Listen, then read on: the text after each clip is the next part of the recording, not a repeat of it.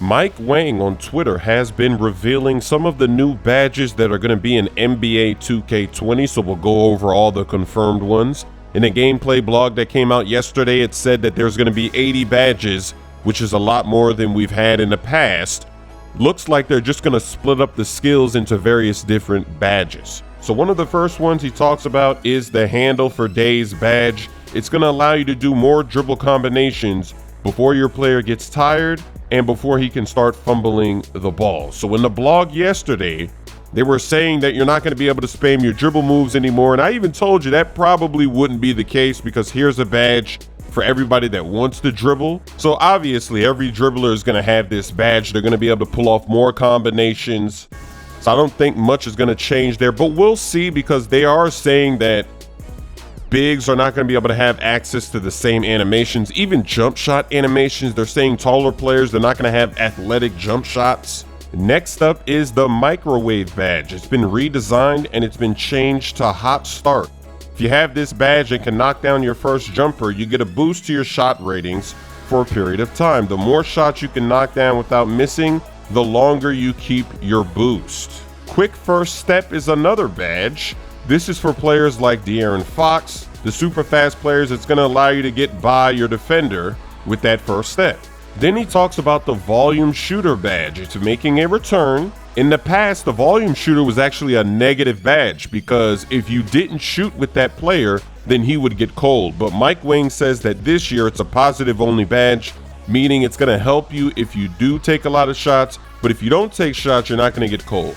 So that's good, because I remember playing in my team, they would sometimes release a card and the card would have Volume Shooter, and then you wouldn't want that card because he could go cold if you're not shooting with him all the time. So it's nice that they put the badge back in, but it's no longer a negative. The Posterizer badge is gone. In 2K20, it's going to be called Contact Finisher. It will help dunkers posterize people, but it's also going to help smaller players who play below the rim finish with contact. That's very interesting. There are some new rebounding badges. Rebound Chaser, it helps chase down long rebounds. Worm helps get around box outs, and Box makes it tougher for worms. So I wonder, will they finally do something to improve the rebounding in the game now that they have 3 separate badges for rebounding? Sounds promising, but we'll have to see. Mike is also saying that Ankle Breaker is still the main badge for more effective step back dribble moves, and there's a new badge called Space Creator for more effective step back jumpers. Somebody asked him if they're bringing back Post Hook Specialist. Mike Wang says it's going to be called Deep Hooks, and it's the Kareem Abdul-Jabbar badge. There's also going to be a Deep Fades badge that helps you hit post fades from further out. The Slippery Off-Ball badge gives you more success with the new off-ball juke moves. It also helps you get free from defenders that try to jam you up. Then Mike Wang talks about a new badge called Giant Slayer. It's going to help smaller players at the rim scoring amongst the trees. Will small guys be able to finesse layups around the big guys? That'll be interesting. The Interceptor badge is back in the game. That's going to help you steal passes in the passing lane.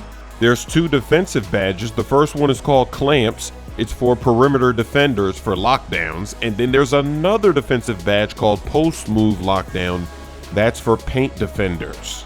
Mike Wang also puts out this statement in general about the badges. He says that we pretty much retooled every badge. So I'd advise going into 2K20, looking at badges as a clean slate. Many OP badges were heavily nerfed, and we'll be doing a lot more badge updates post-ship to continue balancing.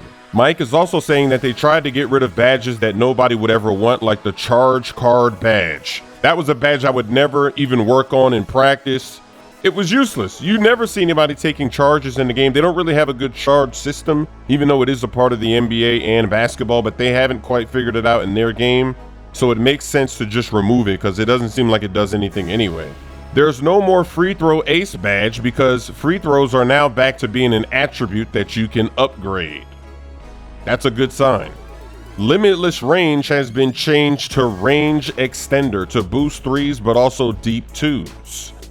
So even though they're changing the name, I'm pretty sure everybody's still going to call it Limitless Range, because Range Extender, it just doesn't have the same Just doesn't have the same ring to it. So that's pretty much it for now. Although Mike Wang, every few hours, he's been responding to people as they ask questions about the badges. So maybe he'll go ahead and give us more info in the future. If he does, I'll make another video. So let me know what you think of all of these badges that he has discussed. Don't pass it here. No, don't do that. I'm gonna be a savage. Where you at? Simmons was waiting. I did him dirty, the Jazz. I had a wide open slam. I waited for Glory to rub it in.